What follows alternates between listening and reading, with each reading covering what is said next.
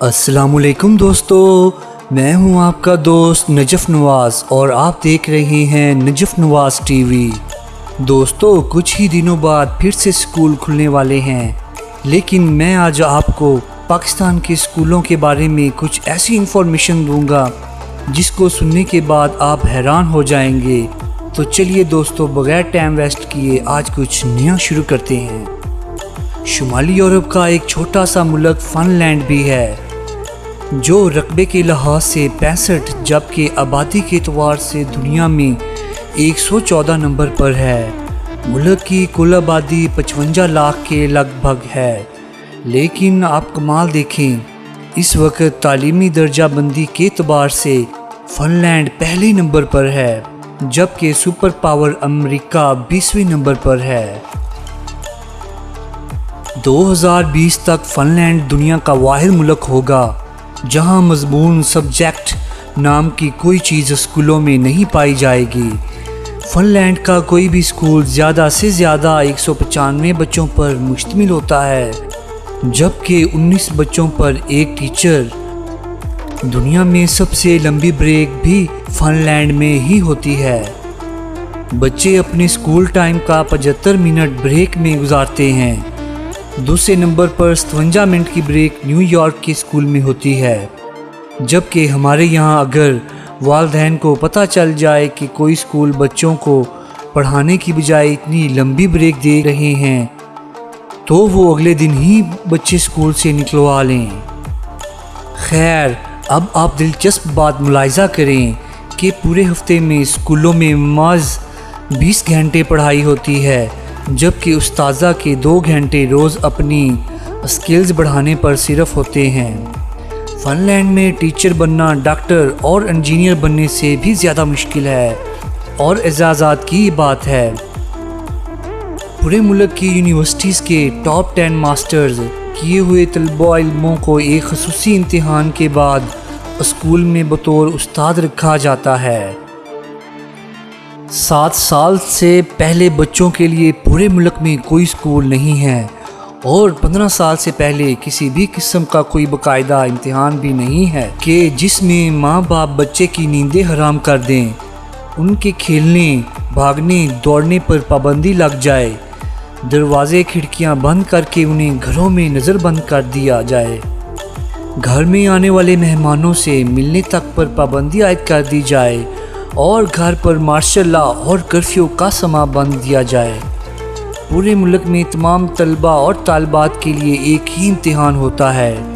रियाजी के एक उस्ताद से पूछा गया कि आप बच्चों को क्या सिखाते हैं, तो वो मुस्कुराते बोले, मैं बच्चों को खुश रहना और दूसरों को खुश रखना सिखाता हूँ, क्योंकि इस तरह वो ज़िंदगी के हर सवाल को बआसानी हल कर सकते हैं। दोस्तों, आगे बढ़ने से पहले अगर आपने अभी तक मेरा चैनल सब्सक्राइब नहीं किया तो जल्दी से मेरे चैनल को सब्सक्राइब कर दें। आप जापान की मिसाल लें। 3री जमात तक बच्चों को एक ही मज़मून सिखाया जाता है और वो अखलाकियात और अदाब है। हज़रत अली ने फरमाया, जिसमें अदब नहीं उसमें दीन नहीं। मुझे नहीं मालूम कि जापान वाले हज़रत अली को कैसे जानते हैं और हमें अभी तक इनकी ये बात मालूम क्यों ना हो सकी। बहरहाल, इस पर अमल की ज़िम्मेदारी फ़िलहाल जापान वालों ने ही ली हुई है। हमारे एक दोस्त जापान गए और एयरपोर्ट पर पहुंचकर उन्होंने अपना तारुफ करवाया कि वो एक उस्ताद हैं, और फिर उनको लगा कि शायद वो जापान के वज़ीर आज़म हैं। ये है कौम की तरक्की और अरूजो ज़वाल का राज। दोस्तों, अशफाक अहमद साहब को एक दफ़ा इटली में अदालत जाना पड़ा और उन्होंने अपना तारुफ करवाया कि मैं उस्ताद हूँ। वो लिखते हैं कि जज समेत कोर्ट में मौजूद तमाम लोग अपनी नशिस्तों से खड़े हो गए। उस दिन मुझे मालूम हुआ कि कौमों की इज़्ज़त का राज उस्तादों की इज़्ज़त में है। आप यकीन करें, उस्तादों को इज़्ज़त वही कौम देती है जो तालीम को इज़्ज़त देती है और अपने आने वाली नस्लों से प्यार करती है। जापान में माशरती उलूम पढ़ाई नहीं जाती क्योंकि ये सिखाने की चीज़ है और वो अपनी नस्लों को बहुत खूबी के साथ माशरत सिखा रहे हैं। जापान के स्कूलों में सफाई सुथराई के लिए बच्चे और उस्ताज़ा खुद ही एहतमाम करते हैं। सुबह 8 बजे स्कूल आने के बाद से 10 बजे तक पूरा स्कूल बच्चों और उस्ताज़ा समेत सफाई में मशगूल रहता है। दूसरी तरफ हमारा तालीमी निज़ाम मुलाहिज़ा करें जो सिर्फ नकल और छपाई पर मुश्तमिल है। हमारे बच्चे पब्लिशर्स बन चुके हैं। आप तमाशा देखें, जो किताब में लिखा होता है उस्ताज़ा उसी को बोर्ड पर नकल करते हैं, बच्चे दोबारा उसी को कॉपी पर छाप देते हैं। उस्ताज़ा उसी नकल शुदा और छपे हुए मवाद को इम्तिहान में देते हैं।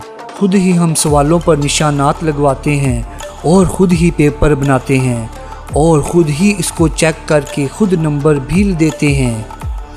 बच्चे के पास या फेल होने का फ़ैसला भी खुद ही सादर कर देते हैं और माँ बाप इस नतीजे पर तालियां बजा बजा कर बच्चों के ज़हीन और काबिल होने के गुण गाते रहते हैं। जिनके बच्चे फेल हो जाते हैं वो इस नतीजे पर अफसोस करते रहते हैं और अपने बच्चों को गुड़ मगज़ और गंज ज़हन का ताना देते रहते हैं। आप ईमानदारी से बताएं, इस सब काम में बच्चे ने क्या सीखा सिवाय नकल करने और छापने के। हम 13-14 साल तक बच्चों को कतार में खड़ा करके असम्बली करवाते हैं। वो स्कूल से फारग होते ही कतार को तोड़कर अपना काम करवाते हैं। जो जितने बड़े स्कूल से बड़ा होता है वो कतार को रोंदने हुए सबसे पहले अपना काम करवाने का हुनर जानता है।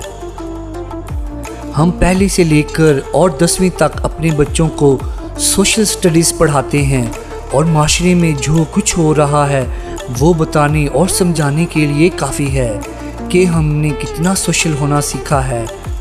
स्कूल में सारा वक्त साइंस रटते गुजरता है और आपको पूरे मुल्क में कोई साइंसदान नामी चीज़ नज़र नहीं आएगी, क्योंकि बदकिस्मती से साइंस सीखने की और ख़ुद तजुर्बा करने की चीज़ है और हम इसे भी रट्टा लगवाते हैं। दोस्तों, आप हैरान होंगे कि मैट्रिक क्लास का पहला इम्तिहान 1858 में हुआ और बरतानवी हुकूमत ने यह तय किया कि बरज़गीर के लोग हमारी अक्ल से आधे होते हैं, इसलिए हमारे पास पासिंग मार्क्स 65%, तो बरज़गीर वालों के लिए 32.5 होनी चाहिए। 2 साल बाद 1860 में उस्ताज़ा की आसानी के लिए पासिंग मार्क्स 33 कर दिए गए और हम 2020 में भी इन्हीं 33 नंबरों से अपने बच्चों की ज़हानत को तलाश करने में मसरूफ़ हैं। मेरा ख्याल है कि स्कूल्स की प्रिंसिपल साहिबान और ज़िम्मेदार उस्ताज़ा कराम सर जोड़ कर बैठें, इस गले सड़े और पोशीदा निज़ाम तालीम को इकट्ठा कर फेंकें। बच्चों को तोता बनाने की बजाय काबिल बनाने के बारे में सोचें। ये 21वीं सदी है, दुनिया चांद पर पहुंच रही है और हम अभी तक रट्टा सिस्टम को सीने से लगाए बैठे हैं। दोस्तों, जैसा कि आपने देखा कि फ़िनलैंड जो कि दुनिया का नंबर 1 पर तालीमी लिहाज से है, हमें इसकी पॉलिसियाँ अपनानी चाहिए और देखना चाहिए कि ये कैसे काम करते हैं और अपने बच्चों को ये कैसे पढ़ाते हैं। आखिर में दोस्तों, अगर आपको मेरी ये वीडियो पसंद आई हो तो प्लीज़ लाइक ज़रूर करें और मेरे चैनल को सब्सक्राइब कर दें।